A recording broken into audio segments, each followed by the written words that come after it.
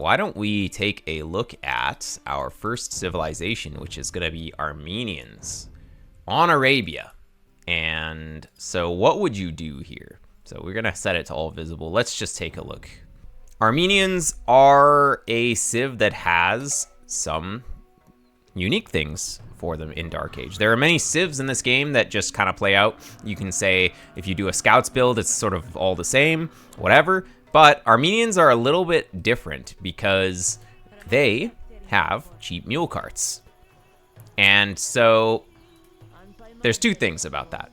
The fact that it's cheaper, so it's 75 resources instead of 100. It does cost some food too, so if you aren't super efficient, then you might not be able to afford it. Like ideally you get like 6 vills on food and then you go to wood.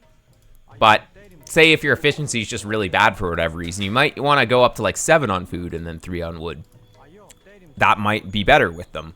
But yeah, since the mule cart costs food, you probably don't want to do something like 5 on sheep and then go to wood. Like some civs, actually I think most generic civs can go 5 on sheep and then like 2 to wood and then bring in the boar and stuff, and then you can go up pretty fast, or you can go up for a faster pre-milled rush or something like that.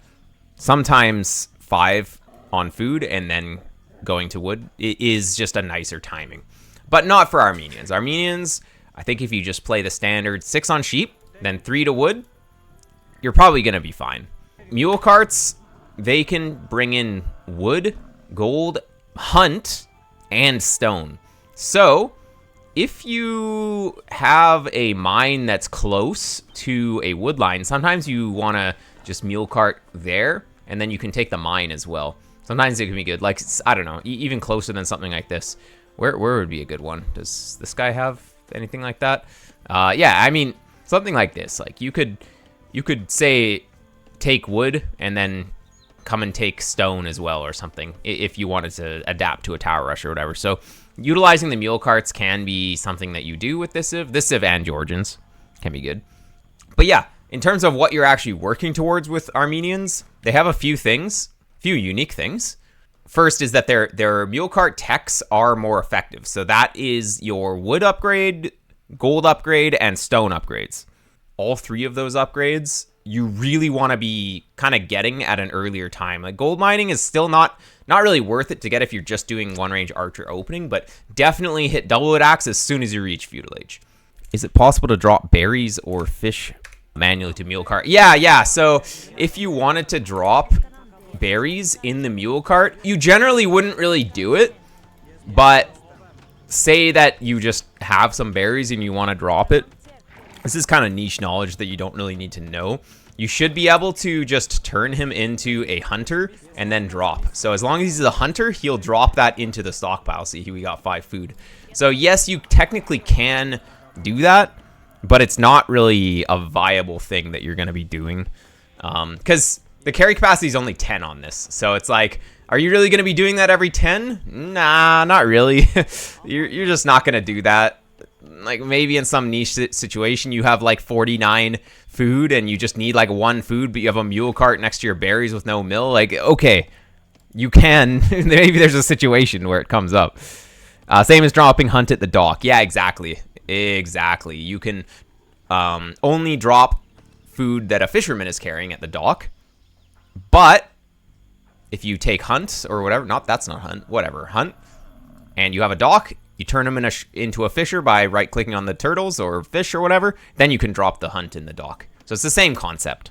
So yeah, basically get double bit axe right away as Armenians, pretty much always. So don't be like, I'm a men-at-arms rush and just like go straight to longsword with no regards for my economy. You really want to play with some economy as Armenians, but as you'll see, this civ does get longsword in the feudal age. You also get pikemen, but generally, you don't really need pikemen in this age. I don't know, maybe if you fall behind a castle age and your opponent's making knights, maybe you have pikemen against that. Longswordsmen can be good in this age, though. Men-at-arms, you can go for a men-at-arms rush, but you really want to keep your guys alive. So as soon as the opponent has archers, then you'd want to run away, conserve your guys. So this is what happens. This is generally what happens. You make your barracks. Maybe you can go up on like 21 pop, So 20 Vils is going to be pretty good. The higher level you are, the faster you can make the timing for sure. I would normally push deer and go up on 20, but as a general rule, 21 is going to be fine. Get the barracks, get 3 men-at-arms, so you need to be on gold as well with just 2 or 3 Vils. 3 men-at-arms, go forward, put some pressure on your opponent. If he goes for a stable, you can add some spears, and then your guys are going to be able to fight that and continue the pressure. Then you'd resource wall at home against scouts, no problem. But if the opponent goes archers or skirmishers that push your men-at-arms away, in that situation, you add your own range. Once he has like 1 or 2 guys or whatever, you have to run. Don't take unnecessary damage. Regroup with your skirmishers that you're making. So opponent's going to have like 3 archers. You're going to have 3 skirmishers. Skirmishers train faster, or maybe like even 2 skirmishers. Then come back with men-at-arms and skirmishers later, and then you can put the pressure again. And by that time, you might be able to afford longsword even. And longsword, if you're up against palisade walls especially, you're just going to be able to get in.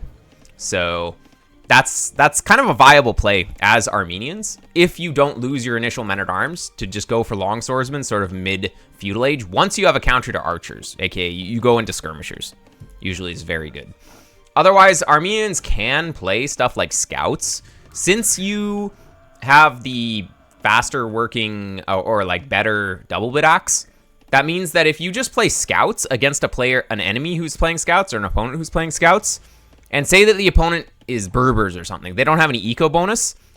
If you're playing scouts and they're playing scouts, you're just getting ahead by default because your economy is better than them. And that's sort of one of the big concepts that you want to be always thinking about when you're thinking about what opening you want to do. It's like, okay, is my economy better than his, or is his economy better than mine? And at what stage? So for our example against Berbers, Berbers has nothing until Castle Age. They have 5% faster moving villagers, which, okay, it makes their economy slightly better, but not really. Like, it's not even worth thinking about. It barely does anything. So as the Armenians, your double bit axe being stronger is just going to give you more resources. So if you have 5 scouts and he has 5 scouts, well, he should never be able to kill you. So you would play like scouts and wall, and your opponent would play scouts and maybe something else. Maybe he would try and do some damage since his eco is worse. So you got to watch out for that. But you can just match what your opponent is doing sometimes if you have the better economy. So as the Armenians, your economy is going to be better than something like Berbers. But if you're up against a really strong eco civ, something like, I don't know, Chinese, Bengalis, they get free Vils, then maybe you're going to feel like, oh, I need to do some damage to them because they're going to have the better economy as the game goes on. Like 2 Vils is going to be worth more than Armenian double bit axe for in the case of Bengalis. And in the case of Chinese, they get the Vils from Dark Age, but they start with less food and wood. So sort of balance out. But basically Chinese is still up 2 Vils at this point. So in that situation, maybe you'd want to do more damage. So maybe you would go for the men-at-arms and then the skirms. Like the play that I was talking about earlier. You would go for men-at-arms. He would go archers, then you would go skirms, then you'd maybe turn them into the long swordsmen, something like that. So depending on the civ matchup and the map, you need to decide what you want to do as your opening. Now, most civs, basically any civ that gets a stable can go for scouts, and it can be good. Even something like Dravidians. Dravidian Scout Rush is actually fine because they get 200 wood at the start too. So they actually have kind of a free stable, you can say, or you can use it for whatever. But like a scout is a scout. You don't upgrade this unit in this age. So there's actually no consideration of how your civ is in Castle Age for scouts. Or even if you lack bloodlines, it doesn't really matter because your initial scout rush doesn't use any upgrades or anything. The whole point of scout rushing is to either match the opponent's scouts. Like, I'm sure you've all had the situation where your opponent gets into your base and he's just running around with 5 scouts and you just can't do anything about it, even if you have spears. So ideally, you just have your own scouts to chase his scouts. That's a good reason to go scouts. Another reason is just you keep your opponent open. You have mobility. So say he's trying to wall this. You got like 4 scouts. Maybe he makes a spear. 1 spear, you kill the Vil. That's a good way to get damage. Men-at-arms aren't going to do that. They're too slow. He just runs from them. So even with a civ like Armenians, who has nothing to do with cavalry, like infantry, naval, they can still do scouts. It's completely fine. But, you know, that's maybe not their standard opening. I would say their standard opening would be men-at-arms. You could also play archers with them, just one-range archers. If you want to play a little bit more defensively, again, just like in the Berbers example, Berber eco is going to be worse than yours. So if you have a wallable map, you can just wall up, one-range archers behind the walls. It's going to be hard for the opponent to actually damage you, and then you're just slowly getting ahead in the eco because you're just collecting more wood. So you can go one-range archers. If the opponent adds skirms against your archers, you could maybe add a tower on your gold or something, but you could add your own scouts later in Feudal Age as well. You can go archers into scouts, keep your archers alive, and then go up to Castle Age for crossbowmen. And then you sort of will hit crossbowman timing, so you get up to Castle Age pretty fast, make crossbowman bodkin while you're booming with the really strong bow saw at that point. Your opponent has to make like skirmishers or something against your crossbowman, which is possible, but then you make mangonel defense or mangonel aggression, something like that. You can kind of adapt from there. And yeah, you can play the game kind of any opening, really. I would say that their men-at-arms opening is sort of the standard, but really any other opening is fine. And we already talked about the standard openings, so I won't really go through all of them, but yeah, basically men-at-arms, scouts, one-range archers, pretty common stuff. Oh yeah, I forgot to say, for Armenians, you can actually make a spearman on the way to the next age. Here, let me show this. So as the Armenians, actually, if we do this, so against scouts openings, you actually don't mind adding a spearman on the way up. So you can go for your men-at-arms rush, but then if you add a spearman on the way up, then you're just gonna have a spearman to fight against the enemy scouts. So you actually don't really care that much about scouts openings if you just go men-at-arms, and then you can just add a spear on the way up. And then you get men-at-arms upgrade at the same timing, but then you have a spear on the way as well. So very strong. And another opening that I didn't really talk about was, well, not really opening, but thing that you do in Castle Age is you just get a fortified church. And you make this fortified church, and it just shuts down any light aggression, you can say. You can have the church, say, in front of your gold. You put it here, and then suddenly his crossbowman can't really do much because you just garrison your vills, and then it just kills the vills, and it's fine. And the church is so strong. It has so much HP. It has the same HP as town centers, 2,400, as you can see. So that's kind of crazy that it just tanks as much as TCs. And it has better armor stats than TCs as well. So 4 melee, 10 pierce, whereas TC, I think it goes up each age, but it's not that much. So what's next? We got Aztecs, the former civ that was always the first alphabetically. Armenians took Aztecs' place. So what does Aztecs get early? They are not as unique as Armenians because they have all the standard buildings and stuff. They don't have like a mule cart or whatever. What they do have is a +3 carry capacity. So what that means is that generally in the early game, you actually have to force drop your shepherds because there's going to be a point where you sort of run out of food here. So like you can create some bills for a while. You do your standard 6 on sheep and then 3 to wood or whatever. That's completely fine. But there's a point at which your villagers are carrying like 11 food or whatever, and you don't have enough for this next vill. And so that's one thing that you have to pay attention to as Aztecs. You don't normally have to pay attention to that for other civs, but it just works out that way with that +3 carry capacity. So if we just stack the sheep like this, you'll see it. It'll come up. This is just kind of standard stuff. But yeah, what Aztecs likes to do is they like to have men-at-arms rush, can be pretty good. Men-at-arms into archers. Basically, Aztecs just really likes to play a lot of military. Like that's their whole thing. Is just to play military. See, right here, we just had enough. This game, we had enough to not force drop, but sometimes right here, you have to force drop. This game was fine, though, it looks like.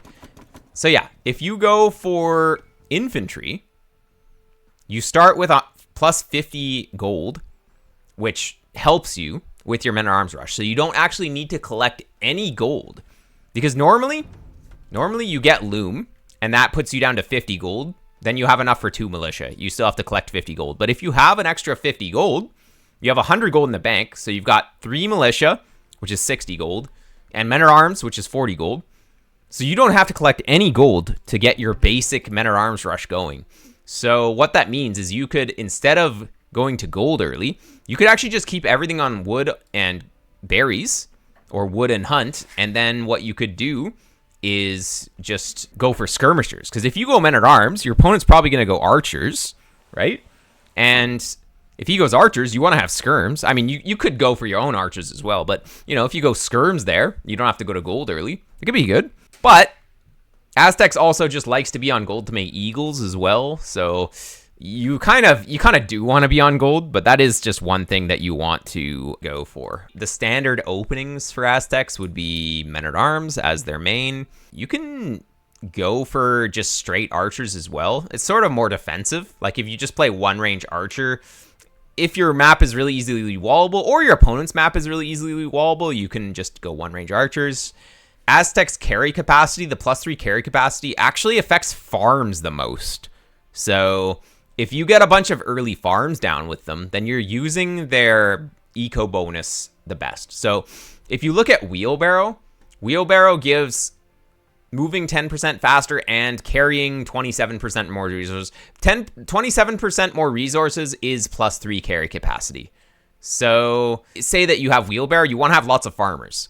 So if you just have +3 carry capacity from the start, yeah, you don't have the extra movement speed, but this mainly affects farmers, or at least, I mean, it affects everything, but it is most relevant for farmers. So if you just go for one range, sort of defensive play initially, get your farms down, you could even add a second range later, or you could add eagles from your barracks. You can go like one range archers and keep your barracks running with eagles. Normally, civs make the barracks just as a prerequisite for scouts or prerequisite for archers or skirms or whatever, but you can actually just have your barracks working on eagles. They train really slowly in feudal, but I mean, slowly, they're still going to be training a bit, right? So you can go barracks range and just keep them both running, and you just passively have like archers and eagles. And then if you go forward with archers and eagles, it could be pretty strong. It could be very strong.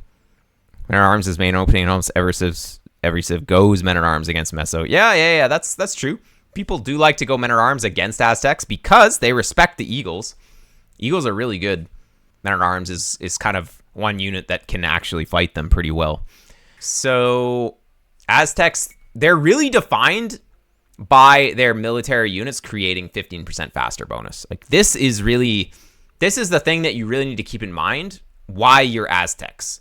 Obviously, extra resource carry capacity is really good for your farming, but military units creating faster means that you should always have the numbers advantage as Aztecs. If you're one range, he's one range, well, you're just going to have more guys because your guys train faster. That's ideal. It's not as much about defending and booming with Aztecs. It's more about creating lots of guys and going and killing your opponent. So if you like that, you're going to like Aztecs. So don't be scared to have like 2 ranges in Feudal Age, just really outproducing, even up to like 3 barracks or something producing eagles. Just keep adding production as you want to add more units, and you just want to swarm your opponent. Obviously, if the opponent's fully walled in Feudal Age, then you have to think more about Castle Age. But yeah, you can open with whatever, defensive archer, men-at-arms, but then once mid-feudal hits, you have to be like, okay, my opponent's still open, I'm going to add another production building, and I'm going to just really spam units and just try and get the advantage that way. If the opponent's closed, okay, maybe I continue to add farms, maybe a market, get up to the Castle Age, maybe I have some archers, so I go for crossbowmen right away, or just three barracks. Once you're on Castle Age, you got 3 barracks running for Eagle Warriors. That can be very strong too. You just spam Eagle Warriors like crazy. It's so hard to stop. The opponent might go longsword. You add some monks to convert the longsword, and then you're in a really good spot.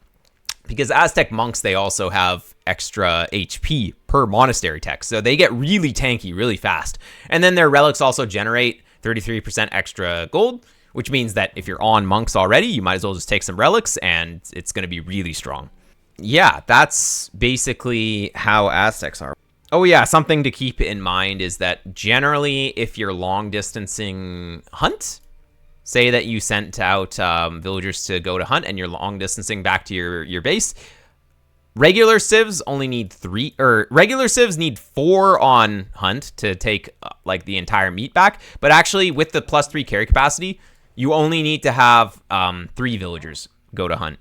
So, like, if we just send 3 villagers out here, they will actually be able to collect the full zebra amount.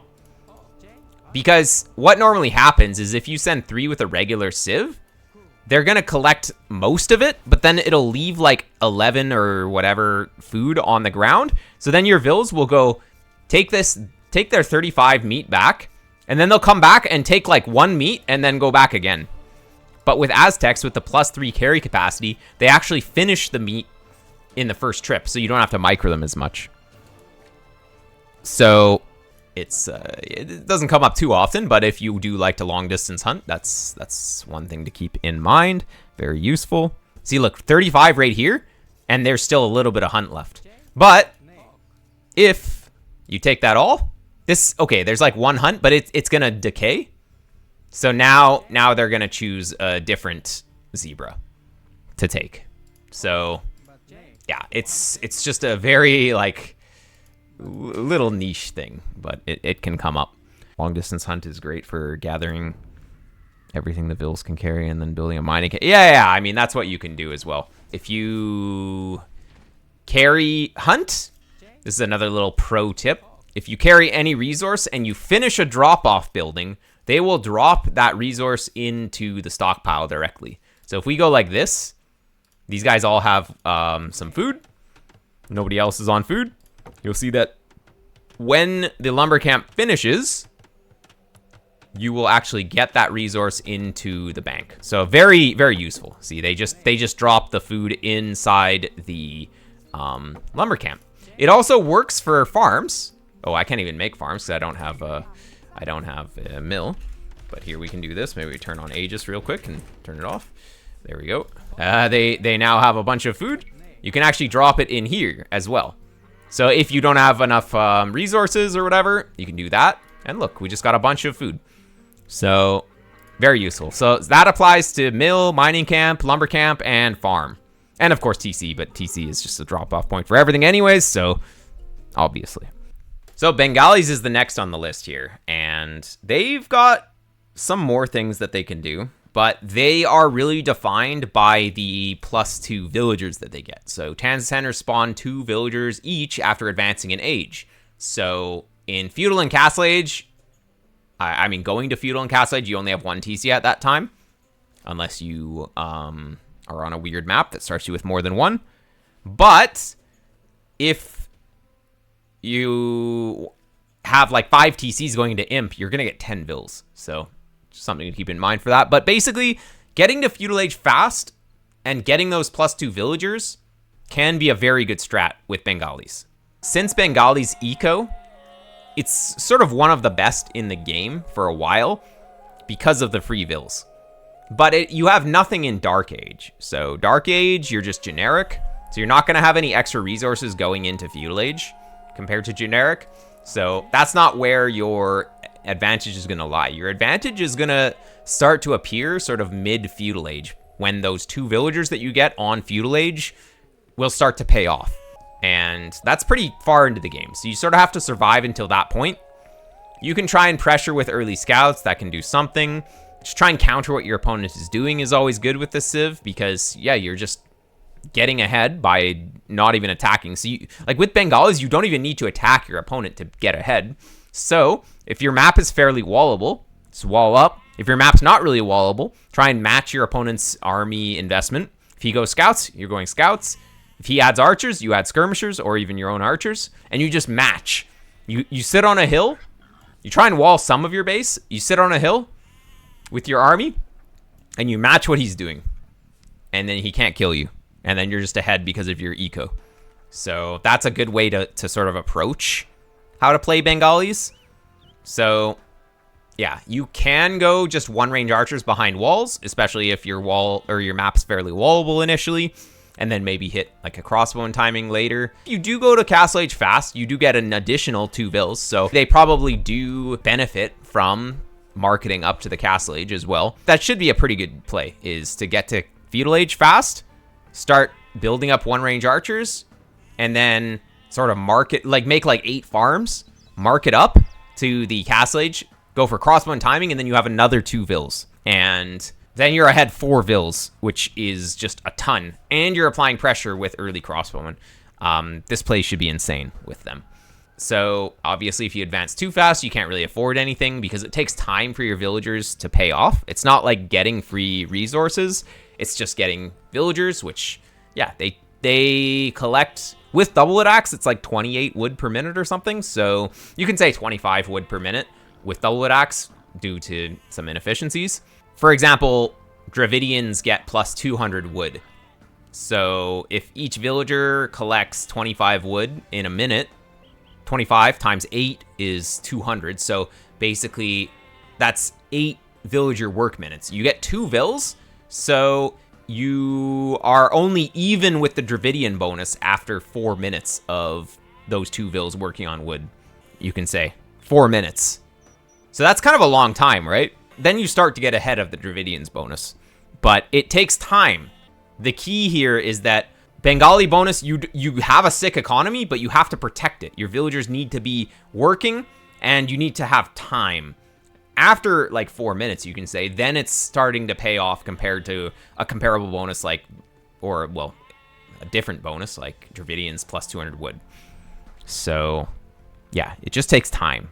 So in terms of your openings here, let's take a look at Bengali's tech tree here. Your melee mounted units plus 2 attack versus skirmishers. Now, melee mounted units for this civ are light cav, elephants, battle elephants, I believe armored elephant as well. Not that that comes up really, and your Ratha. So these are sort of your 3 things: the 2 stable units, and then Ratha. And so that means your scouts are going to be killing skirms very nicely, plus 2 attack against them. So if you go archers and then the opponent goes skirms and you go scouts, your scouts are going to dominate. And then your archers can do the rest. That's definitely a good play. Generally, you'll find that playing scouts and archers in some combination in Feudal Age is just a very good standard way to approach it. Unless the walls are really easy to get up, like if the opponent's fully walled, then yeah, you want to have less military investment and get to Castle Age. But if the map is still open, if the opponent's open, you go scouts and then add archers later, or you go archers and then add scouts later. It can be very good. They complement each other very well, and that's why in team games, you pretty much always see scouts and archers. Because once you get to this composition, what even beats that? The archers kill barracks units, scouts kill skirmishers, archers kill archers. Like, you just kill everything with these 2 units. There's no one unit that just kills both of them, so in Feudal Age. So yeah, it's just really good to have if you can get to it. Armored elephant is melee, but it isn't mounted on anyone. Yeah, but it's maybe considered. I'm not actually sure if it's considered for the bonus, but anyways, it doesn't matter. So in terms of your militia opening or whatever, I mean, any civ can make some militia initially. Say that you want to put some pressure on your opponent, but you don't want to commit. Really, you can just go for 2 militia on the way to Feudal Age. Your 2 militia with your starting scout can deny walls. It's really good, and it's not that big of an investment. It's like 140 resources for 2 militia, and then with your scout, which is free, you can, I mean, if you get a Vil kill with that, you're looking really good. Ratha's a cav archer. No, Ratha accounts for the bonus. I already know that because that's one of the things that makes Ratha OP. So yeah, for militia, you don't really need any kind of upgrades or anything. You just make them on the way up. You don't even need to be committing to men-at-arms. Just a couple militia on the way up. Don't even need to mine extra gold if you get loom. Just 2 militia. You only have 10 gold in the bank after that, but that's fine. And if you get 1 villager kill, so picture it this way. Militia cost you 140 resources. Back to our example of how many resources villagers collect. 25 wood per minute. So 25 times 6 is 150. So you can say that in 6 minutes, that villager will have collected 150 wood, but he's dead, so he doesn't collect anything. And that equalizes the investment of the two militia. So if your militia costs 140 resources, but it's like food and gold, so it's, you know, more weighted, more strong, more valuable than wood. But you can say, after 6 minutes, after killing a villager, now you're even on investment in terms of like the militia have now paid for themselves if you kill a villager and wait 6 minutes. In the meantime, though, like during those 6 minutes, you're slightly behind in resources to work with if your militia aren't doing anything else. So it still takes time. And that concept comes up a lot as well. For example, say that you're raiding with knights and you kill like 10 villagers, but then you lose all your knights. Like say you lose like 5 knights to kill 10 vills. Amazing trade, but that doesn't affect what your opponent currently has. Like each knight is 135 resources, so times that by 5, just under 700 resources, something like that. So 10 villagers is good to kill, but you're now down like 700 res, and your opponent probably has army, and you just don't have army now because you just threw it. So now you're going to get counterattacked. Basically, if you do damage to your opponent's economy at cost of your military, you have to watch out for counterattacks, because your opponent will have military at that stage, and they'll come and kill you. And then you take damage, and then it's equal. If you take damage, if you're the one who takes economic damage, but you kill your opponent's military, now's the time to go forward and attack them. Because the longer you wait to attack, the worse it is losing those vills. Like the minute after you lose 10 vills is like 250 wood loss. 2 minutes after, 500 wood loss. So you're basically getting more and more behind the longer you wait to counterattack after you take economic damage. So you really want to go quickly. And also the opponent will have time to build up army and stuff. What else is there to say about Bengalis? Oh, yeah. So another really good opening. You might have heard of this guy, Red Phosphor, featured on T90's channel and other channels before. He's a very creative fast castle player. And Fast Castle Ratha is probably the best strategy for it. It's the most easy. So you just go 6 on sheep, 3 to wood. Then as soon as you have 100 wood, you start adding to berries. You go up to like 6 on berries. You really overload it. And then the next 100 wood, after building houses and stuff, you start to get to like 6 on stone. And then you just go up to the feudal age once you have 22 vills. So you have 23 pop is completely fine. It's a pretty decent time. You need to be pushing deer and stuff. As many deer as you can get is going to be very useful. You technically don't have to. You just go up to like 8 on berries instead, but it's better to push deer if you can. And then you get up to the feudal age. You get +2 vills for free. Because remember, Bengalis gets +2 vills on feudal age. And then if you go blacksmith market, gotta remember your house as well, otherwise you're gonna get housed because of those 2 free vills. Then you get up to the castle age after blacksmith market, after 2 vills. Then you get up to castle age. You put your castle on wood and gold, like you put it like here or here. That's gonna protect wood and gold, and that's all you need for Ratha. They cost 60 gold, 60 wood. Maybe you put a lumber camp here, mining camp here, castle here or something. And you just make Ratha and you just kill every unit. You get patterned archer armor for them for +1 armor, which really helps. And other than that, you don't even need villager production. You can make some farms and add villager production, but you don't even need it. If you take a little bit of damage, you just go full Ratha, and there's nothing you can even do in feudal age. Like, it just kills everything. Even in castle age, it's really hard. So, yeah, fast castle Ratha is legitimate with the civ. But you should watch Red Phosphor's video on how to fast castle, because he has a lot of little tips and tricks that you kind of need to know so that you don't die in feudal age. But yeah, worth it to do. Do you upgrade the Ratha? Yeah, just +1 armor is usually enough initially.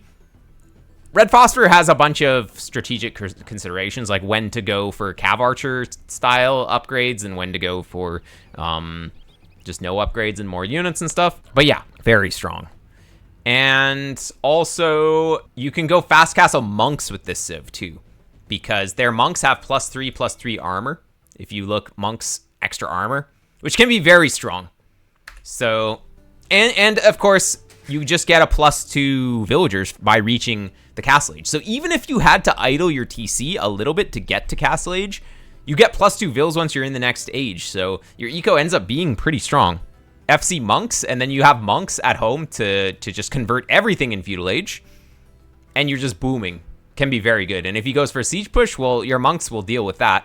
The only problem is if he like castle drops you against that, that could be kind of sad. But you know, if you make like 2 monasteries, even 3 monasteries once you reach the castle age, monks are so strong. It can be very good. What beats late game mass resistant elephant archers like siege onager? Even skirmishers to some extent. They have extra range, and even if the Bengalis are resistant, skirmishers going to be pretty good. Monks are really good against that. If you have good monks, I mean, you could flood with ram and halberdier as well. Could do something. Scorps, Scorps kind of, but Scorps feel kind of bad. They don't do quite enough. You need a lot of Scorps. How do you decide between adding monks or adding siege? Redemption can be a little bit of an investment initially, whereas getting a siege workshop and making a mangonel is going to come out faster. I mean, if you're up against crossbowmen, you're going to want mangonels instead of monks, that's for sure. Scorps have a bonus against elephant. Yeah, and spearmen have a bonus against eagles as well, but doesn't mean you go spearmen against eagles. All right. Okay, what's next? We got Berbers. Berbers is going to be a quick one. This civ has nothing except for one thing early. So if you look at their bonuses, stable units are cheaper in the Castle Imperial Age. Ships move faster. Doesn't matter on Arabia. Camel Archer, like unique units, they come in Castle Age. Unique techs come in Castle Age. Team bonus generator available in Castle Age. The only thing that is relevant early for them is 5% move speed and 10% move speed on their villagers in Dark Feudal. That's all that they have. That is all that Berbers have. So you're basically just doing generic openings for their entire existence. So, I mean, working towards the cheaper stable units is good. That's definitely good. So what you can do, you can open scouts so that you have the stable. That can be a good way to do it. But if you open scouts and your opponent starts to make a bunch of spears, well, suddenly the opponent now has a pretty good counter to your knights if they go into pikemen later. So what you can do is you can actually open archers, force out skirmishers, then maybe do scouts later in the feudal age to kill the skirmishers, or archers. He's got skirmishers, but you're walled, so skirmishers just don't do anything. You get up, and then you crush his skirmishers with knights. That could be a very good play. And then once his skirmishers are dead, now you crush his base and you win the game. Can be a very good play. Part of strategy in this game is sort of making your opponent make his less than ideal units. Like most civs don't feel like super happy making skirmishers. Like say that you're against Burgundians or something, and you force Burgundians into skirmishers.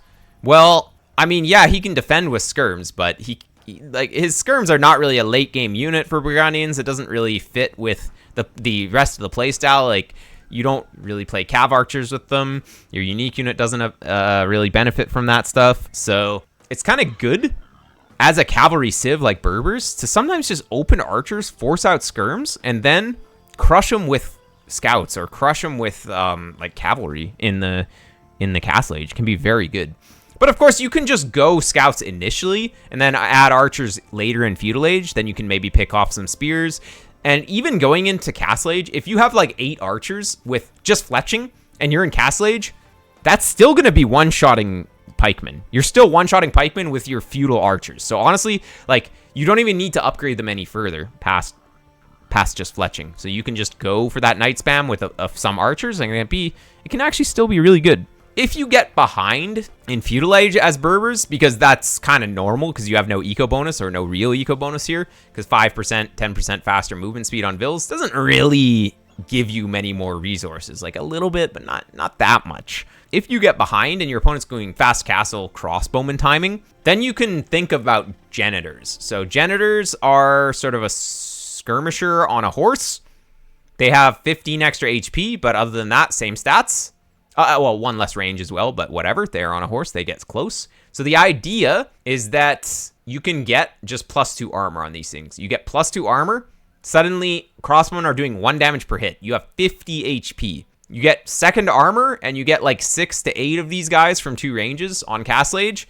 You're just going to dominate the opponent's crossbowman mass, and he can't even get away. You're just fast. You just get close, shoot him. You don't even need fletching or bodkin arrow, but obviously you should probably have fletching. You just get close, and you just kill his crossbowman for free. Very good. But yeah, basically spamming knights in the Castle Age is what defines the Berbers, so you do like to spam knights. But you don't have to go all in, too. You can add TCs, and if you're spamming knights from 2 stables, even 3 stables, you can keep that running, and your opponent has to deal with that. He has to make a big investment into defense if he's going to stop that, usually. And you can just be booming behind while he's trying to make up a counter. If he goes for his own knights, you have cheap camels against that.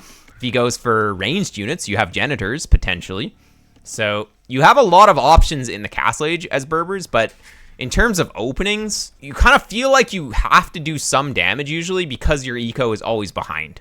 So you do like to make a lot of military in Feudal Age. And part of the advantage of having a more extended Feudal Age is that you have a later Castle Age, which means you have more villagers going into Castle Age. And if you have more villas going to Castle Age, you can just afford more on Castle Age. If you're up to Castle Age on like 42 vills, you can have 3 stable knights spam and even maybe a second TC, maybe a third TC sometimes as well. And you can actually keep that all running with like a 42 vill uptime. So playing aggressive in Feudal Age because you're behind economically just by being Berbers, having a later Castle Age because of that, but then later Castle Age means lots of knight spam.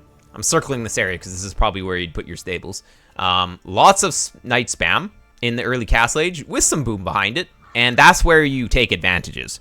So since you have no real, like you don't really have any military or eco bonuses early. So you kind of have to just make a lot of military to be successful. Otherwise you just get attacked and then you'll still just die as Berbers. Hopefully that makes sense. Are janitor worth it in Castle Age? Usually it's hard to afford them. Yeah, no, it's not that expensive. You don't need that many. And keep in mind, you don't have to invest into the elite skirmisher upgrade. Look at the upgrade cost here.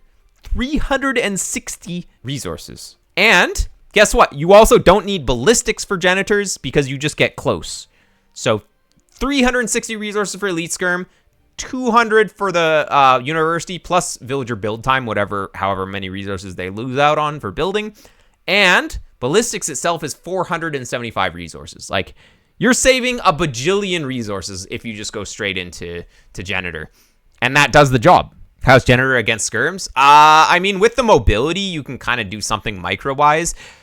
But in terms of cost effectiveness, the skirms will be cost effective because the skirms are just, they're 15 food cheaper. And skirms have 1 extra range too. So it's sort of hard. You kind of have to get close to them. So generally, you don't want to go janitors against skirms. But, I mean, you have cheap knights, right? So just go for those 50 points on skirms. No problem. I think janitor is actually a very good unit, underappreciated unit. Oh yeah, if you have bloodlines too, you get up to 70 HP. I forgot. So you basically have double the HP of skirms. So if you're going knights already and you have husbandry, you have bloodlines, janitors, pretty good. Like, don't go into elite skirm a lot of the time. Yeah, a really good unit. The mobility that you get. If you think of Lithuanian skirms that move faster and then they just kill all the crossbowmen, janitor is just that, but even faster. Highly recommend against crossbowmen, but you need to micro them. You can't just send them in and have them do stuff. Like, you have to get close, shoot, and then get closer and shoot, and just keep on those crossbowmen. Takes some micro, but very good.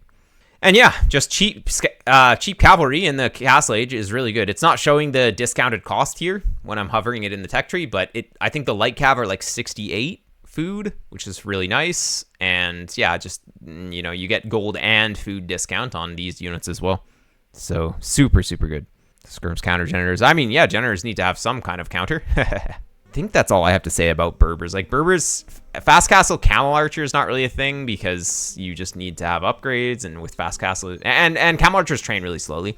And yeah, camel archers need upgrades. Okay, so for Bohemians, what Bohemians does is kind of awkward actually in the Feudal Age. Their bonuses that they have are mining camp upgrades are free. Their spearmen deal extra bonus damage. So what this means is that they still 3-shot scouts, but after 2 shots, the scout goes down to 1 HP. So if they have any other damage on them, they're going to basically two-shot. So very, very useful. In terms of your opening, knowing that mining upgrades are free is really useful. So that kind of leads them to want to play archers initially. And then they also have hand cannons in the castle age. So if you already have archery ranges because you open archers, you can get this hand cannon play happening maybe eventually. It can be very strong. But if you open archers initially, then your opponent might go skirmishers right away. And then your archery range play is sort of disaster, because if you force the opponent onto skirmishers early, then your hand cannon play feels like, yeah, it's not really as good. So might I interest you in opening scouts initially so that the opponent will not even touch the skirmisher for a while, then go archers later, then he's not going to have that many skirmishers and your scouts can deal with those. Then maybe the hand cannon play can be good. Thinking like that is really important for your opening. So don't just go straight into what your civ is good at sometimes. Sometimes you got to force your opponent into an awkward position, like making skirmishers with the Burgundians or something. And then you come with your proper unit later. Even you could go men-at-arms, because having free gold mining does just give you a little bit more gold. Oh yeah, and another thing with archers is that you have blacksmith and university cost minus 100 wood. That's so good. So 50 wood blacksmith. That is super cheap. And the main thing that you get a blacksmith for in the early game is to get fletching for your archers. Or armor for skirms and fletching for skirms. Like, those are kind of the main things. Since ranged units stats are really low, +1 is a big percentage. +1 from 4 attack is a 20% or 25% increase from 4 to 5, right? So that's huge. Whereas for a scout, they have 5 attack in the feudal age. Going up to 6, it's proportionally less damage. So it's not as important. And also ranged units they all attack at the same time. So you just like to have more attack because you're just going to really have a lot more DPS, damage per second. So upgrades on melee units or like higher stat units, a +1 is not going to be as important as a +1 on your archers. +1 armor for skirmisher is always really nice because that means that fletching archers only do 1 damage to you. Instead of taking 15 hits, you take 30 hits, which is a big difference. So if you're fighting archers, skirmishers with armor, very good. Okay, so you could go men-at-arms archers with this civ, and then go for a faster fletching with the cheaper blacksmith. That would be really good. Or you could go scouts, and so that your opponent doesn't go skirms, and then go archers later, or just go straight into hand cannons when the opponent just has, like, what are they going to go against scouts? Maybe their own scouts. But if they go their own scouts, then you have your super spearmen as well. You get a few pot shots here and there, and does big damage. So scout opening, not so bad, even though they don't have any direct bonuses for scout opening. Hopefully that makes sense. Just do this unit so that the opponent doesn't do skirmishers, basically. It can be really good. In terms of situations where you would want to go to hand cannons can fight basically anything except for something like crossbowmen or skirms. Like, they're very good against infantry, and they're very good against cavalry in the castle age. Of course, you still need to have mass. You need to have a lot of them. So cavalry will still be able to kill the hand cannons if you just don't have enough or your positioning's not good. So you have to be careful. And this comes in pretty late. A lot of what Bohemians likes to do in castle age is crossbowmen with the chemistry upgrade. So now you have 8 attack instead of 7 attack, which it's a pretty big difference. Just as I said, +1 for ranged units is going to be very good. Just they have lower attack, so +1 is proportionally higher. And getting chemistry for the crossbowmen also means that you have hand cannons. So what's good against crossbowmen? Mangonels. What can kill mangonels? Actually hand cannons, because 17 damage is a lot of damage. You hit the mangonels 3 times and it's just dead. Actually, no, mangonels have some pierce armor, so it doesn't quite work out. Mangonels have 6 pierce armor, so it's actually 11 damage, so you actually need to hit them 4 times. No, 5 times. But still, you shoot them 5 times, and they're dead. So that's pretty easy to do. You just put your guys on scatter formation, shoot the mangonel. Maybe you lose 1 guy. Doesn't even really matter. Actually, mangonels do 40 damage. And hand cannons have 40 HP plus 1 pierce or melee armor. So if no additional projectiles hit the main target, actually the hand cannon can tank. But usually you'll lose 1 guy. But 1 guy, you lose 1 hand cannon for the mangonel, no problem. And then the crossbow can do the job. Like stuff like that. That's sort of how you'd want to play in early Castle Age. But yeah, in terms of your feudal opening, scouts, archers, men-at-arms, like you can really kind of do anything with the mining tech upgrade free. That's not the strongest eco bonus though. So if you're up against a civ that has really strong eco, like Chinese or something, you might consider to go for a more aggressive opening, like men-at-arms into archers can be good. Men-at-arms hit early, so keep the opponent's walls open with the men-at-arms, and then you come in with the archers and ruin his day, hopefully. The other play with Bohemians, or at least the other very common, very strong play, Fast Castle Hussite Wagon. So just like with Bengalis, you can just play Phosphorus-style Hussite Wagons. So what that is just 6 on sheep, 3 on wood, get like 6 on berries, get to 6 on stone, go up on like kind of 22, 23 vills at the latest, and then just market blacksmith once you're up, and buy your way up, like sell your stone, buy your way, or sell some stone, sell some wood, something like that. Get yourself up to Castle Age. You can get even more on stone if you need to, and then get the castle kind of next to wood and gold if you can. You just need gold and wood for Hussite Wagons. You just make that unit, kills everything in Feudal Age, and you go dominate your opponent. It's not that simple, but that's basically how you would set it up. Fast Castle Monks for this civ also works. So the reason why Fast Castle, or one of the reasons why Fast Castle is quite good with this civ, is because it's mining upgrade free. So mining camp upgrades free. So you also have gold shaft mining. So you get 15% and then an additional 15% for free, which is very good. So you just put everything on gold and you can just buy whatever you want from the market. And yeah, that's pretty strong because their monks are very good. They have everything for monks. So you have tons of gold income, and this guy only costs gold. Get those going. Hussite Wagons, I mean, they're significantly high gold costs, so you like to have gold for that, and wood comes in pretty fast anyways, so you just go for that. In terms of their late game is very strong with them because they have the Hoofnitzes, so you don't really mind kind of just booming with them as well. It's not like you're going to have a really bad matchup against most civs, so if you just sit back and boom in Castle Age, you're still going to have a very strong time in the rest of the game, partially because chemistry you can build up on the way to Imperial Age. You get chemistry in the Castle Age, so that means that you can have instant bombard cannons on Imperial Age. So even if you were late to Imperial Age compared to the opponent has some trebs, you just make instant chemistry, or you have chemistry already, you make instant bombard cannons, and you just kill his trebs. And it's so good. So yeah, since you don't have a strong eco with Bohemians to start, sometimes you want to just open men-at-arms archers to try and take some advantages early. And if you're up against a civ that's maybe not as eco-focused, something like Berbers, maybe just opening your own scouts, just mirror his scouts opening can be okay. And then go for archers later can be good in that situation. Depends on the map as well. So that's the kind of thing that if you try something, if you try it, you can always get me to review your replay if you've got enough channel points or real money, and redeem for a replay review on my stream.